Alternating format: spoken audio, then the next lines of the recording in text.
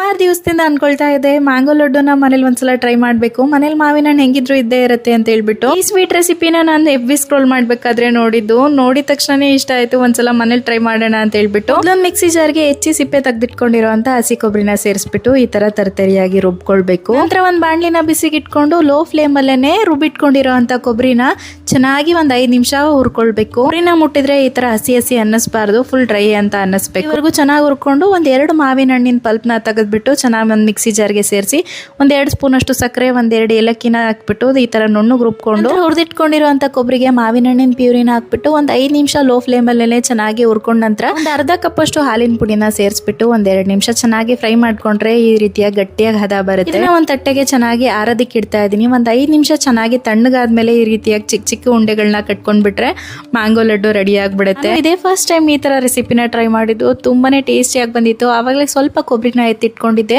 ಈ ರೀತಿಯಾಗಿ ಮೇಲ್ಗಡೆ ಚೆನ್ನಾಗಿ ಸ್ಪ್ರಿಂಕಲ್ ಮಾಡ್ಕೊಂಡ್ಬಿಟ್ರೆ ಆಗ ತುಂಬಾನೇ ರುಚಿಯಾಗಿರುತ್ತೆ. ಮಸ್ಟಾಗಿ ಒಂದ್ಸಲ ಟ್ರೈ ಮಾಡಿ, ಟೇಸ್ಟಿಯಾಗಿ ಸುಲಭವಾಗಿ ಮಾಡ್ಕೊಂಡ್ ಬಿಡ್ಬೋದು. ನಂಗಂತೂ ಈ ರೆಸಿಪಿ ತುಂಬಾನೇ ಇಷ್ಟ ಆಯ್ತು. ಮಾವಿನ ಹಣ್ಣಿನ ಸೀಸನ್ ಅಲ್ಲೇನೆ ಈ ಸ್ವೀಟ್ ನ ಒಂದ್ಸಲ ಟ್ರೈ ಮಾಡಿ.